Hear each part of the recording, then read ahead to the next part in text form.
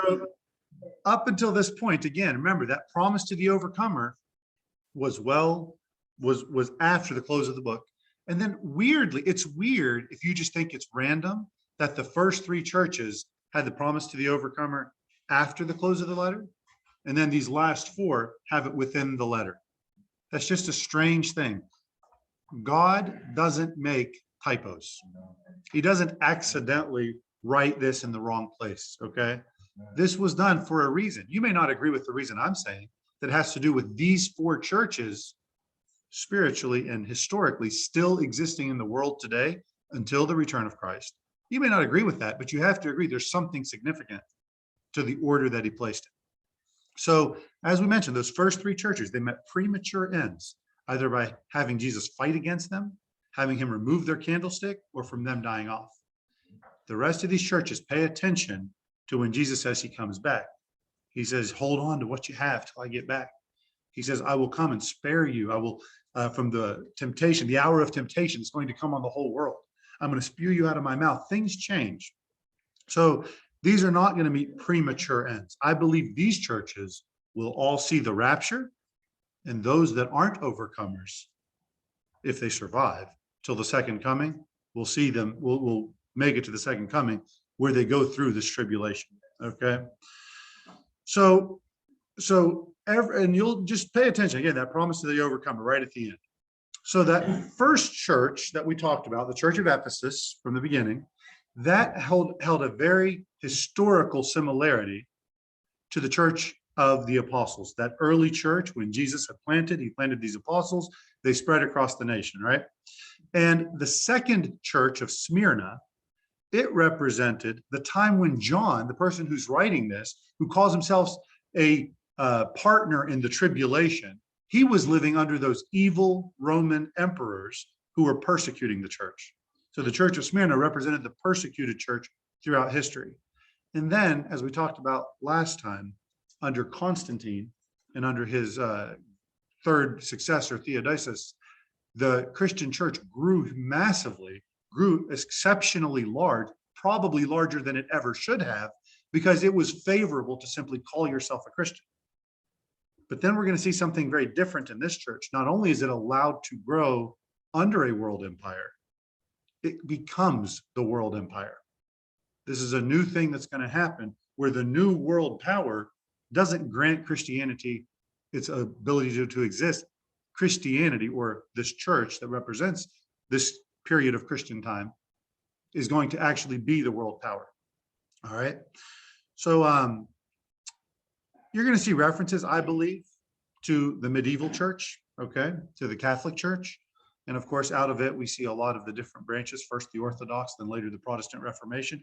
And that, I believe, the Protestant Reformation specifically has a lot to do with the next church, the Church of Sardis. And I think it's really funny because whenever you start talking about churches from here forward, these next four churches, including today's, people tend to get offended. Whenever you start talking about this church that I believe represents Catholicism, Catholics are like, oh, well, there's no way. No, I don't know. You're totally wrong. And then when I start talking about Sardis, which I believe represents the denominational church, all the denominational people, the Baptists, the Pentecostals, give you 1,000 different names, they all get offended, right? And then, of course, you get to the lukewarm churches, right? The church we call the megachurch, they all get offended. Only people that don't get offended are the people who think they're in the Philadelphian church. And everyone is convinced they must be Philadelphia, right? So I hope that everyone here is in the Philadelphian church, but obviously we're going to talk about it, right? So what do we see in these churches? Well, they're going to be recognized for the good things they do, and they're going to be chastised for the things they're failing in. And then there's going to be some exhortation. What I need you to do to fix your problem. So we as Christians should all look at these words and try to say, where am I in this list of 7 churches? You are somewhere here. In these 7 churches, you are here somewhere. And like I say, if you are, listen to the advice. Don't be so prideful to think, oh, well, that couldn't be me, right? So I'll reiterate, none, in my opinion, of the major denominations of Christianity have got it all right.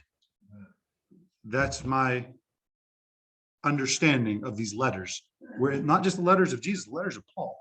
Nobody got it 100% right. And those that were suffering, well, God didn't have anything negative to say for them because they were suffering. And those who were rejected by everyone else because of their love for Christ, he didn't have anything negative to say about them. But there are ways we're supposed to do it. And some of the major denominations, some out of them will be raptured. And I believe that's true from every denomination. There are true believers that are part of the bride of Christ that will be raptured. And there will be others who are left behind. Some churches, these last four churches, will be majority raptured, and others will be minority raptured. Okay? So there's all kinds of things here. And as we go through these passages, please do not be offended by anything I'm saying. I'm trying to use, well, you're allowed to be offended. Everyone else I actually care about. Just messing with you. But the point is, this should encourage us as Christians to grow. And if we're failing somewhere, let's try and fix those failings, right? Let's look to the Bible, because that's what I'm going to try to use to support any and everything I say. Okay? So we need to be pleasing God. So when you see a church that's we're going to, and it's shining in a certain area, encourage them in that area. So when we talk about Thyatira, he's like, I see your works. They're even better now, right? You've done a lot of good works. So that's a good thing. But in the areas where you fall, you're listening to Jezebel? Come on, right? What are you doing listening to Jezebel? So let's find out where we grow and encourage our church in it. Doesn't mean just abandon the church. Sometimes God does call us to go to a different church. I'm not saying it's wrong to change your church.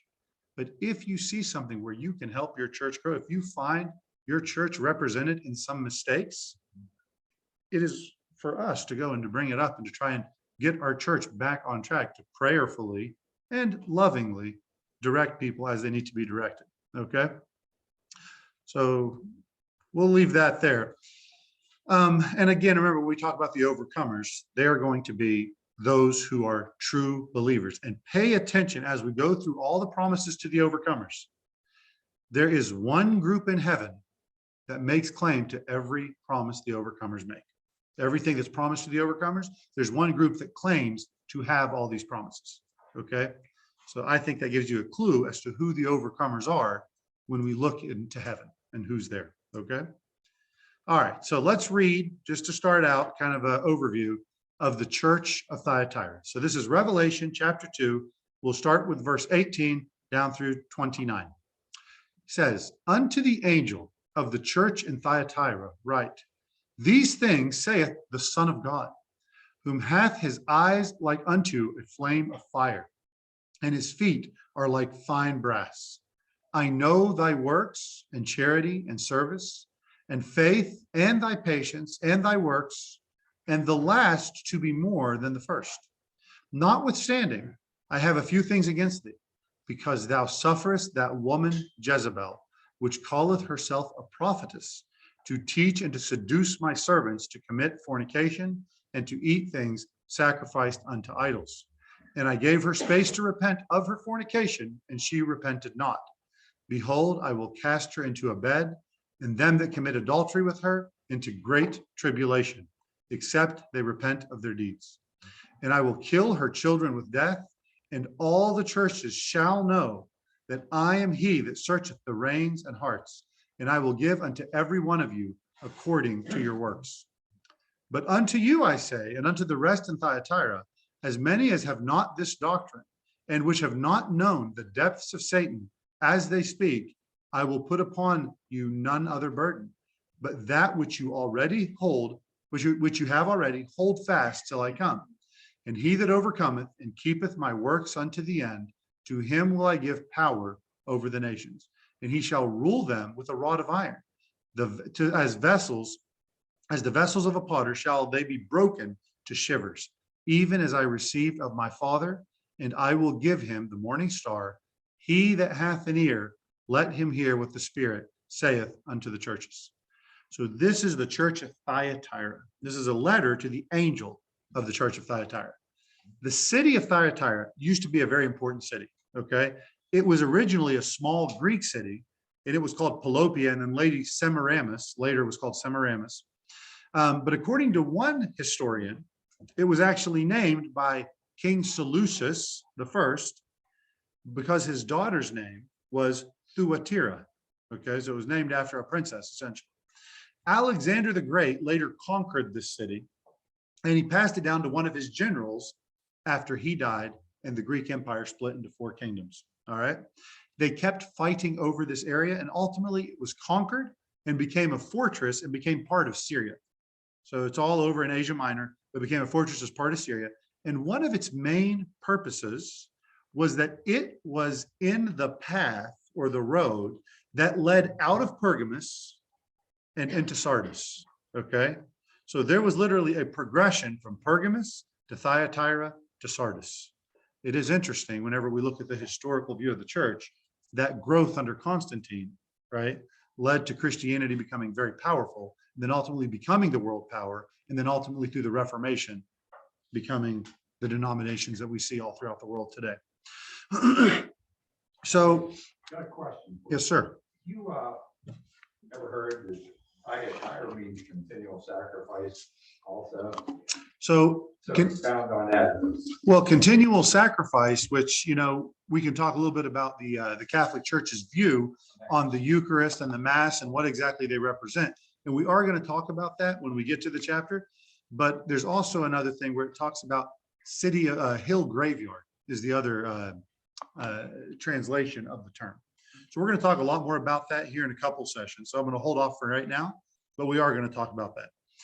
Now, one of the things that this city was well known for was the ability to dye garments. They could dye fabrics, and usually with this rich, deep purple. Today, that color is still used, and this city is still known for the ability to dye it with this deep purple. It's actually called Turkish red now. That's the color that you can get from there. So the purpose of this city, what it was used for, was to guard this path that led out of Pergamus. It was actually there to guard. It was a defense city, okay? So the road from Pergamus, the road from Pergamus went by Thyatira and into Sardis, as I just mentioned. So if we look at this city, it actually was a major trade route.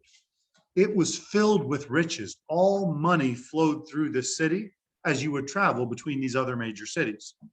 And unfortunately, whenever you have a lot of trade and you have a lot of money, you also bring a lot of different views and beliefs, and you end up with a lot of pagan gods. So this was originally considered to be a holy city because it was built on the site of a temple to this Lydian sun god called Tyrimnos. I don't know if I'm pronouncing that right, but that was this old sun god. And they began to add more and more deities here in this place. You're going to find that kind of trend throughout all these ancient cities because the Roman Empire early on was full of all kinds of pagan gods, right? So it was actually pretty difficult if you're a Christian living in Thyatira, if you avoided acknowledging or worshiping these other gods, you would have a hard time making a good trade there, right? Because there you had to say, okay, no, I acknowledge your God, that's fine. Your God's fine. Let me sell you my product here. And that would be a difficult thing for its Christian citizens because all these pagan traditions had to constantly be observed. If it was a holiday for this pagan god, okay, well, we won't sell on this day. Oh, okay, we can't use that color because it offends this god. Okay, we won't use that. You'd have to really be accepting of these pagan views. So no one is sure if Paul started this church. We assume he did, or some other missionary associated with Paul. But it's suggested that during his second or third missionary journey, that's actually when he started it, if he started it. So maybe he went there himself, or maybe it came from Lydia. Lydia in Acts chapter 16, verse 11, she's the first Thyatiran believer that we are aware of. So in Acts 16:11, it says, therefore, loosing from Troas, we came from a straight course to Samothracia, and the next day to Neapolis, and from thence to Philippi, which is the chief city of that part of Macedonia, and a colony. And we were in that city abiding certain days, and on the Sabbath we went out of the city by a riverside, where prayer was wont to be made, and we sat down and spake unto the women which resorted thither. So there was a collection of women, and Paul is sitting here and preaching to them. And a certain woman named Lydia, a seller of purple of the city of Thyatira, which worshiped God, heard us, whose heart the Lord opened, and she attended unto the things which were spoken of Paul. And when she was baptized and her household, she besought us, saying, if you judged me to be faithful to the Lord, come into my house and abide there. And she constrained us. So she insisted and insisted and insisted until Paul came in there, and they actually stayed at her house. All right. He later on gets put in prison, and then he gets out of prison. And what happens in Acts 16:40? He says, and they went out of the prison and entered into the house of Lydia. They went back to her house. And when they had seen the brethren, they comforted them and departed. So ever since that time of Paul and through Lydia, we assume, we don't know, there has been a Christian presence in Thyatira all the way up till 1922, actually. And that's when the Orthodox community was actually kicked out. They were deported from there.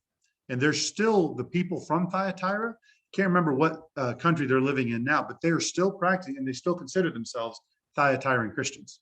So it's kind of interesting, right? And today you can actually still go visit the city. The modern city is called Akhisar, which means White Castle. And it's still famous for its ability to dye clothes more skillfully than most places in the earth. So we will go ahead and take our break there, and then we'll come back and start going through the book of Galatians.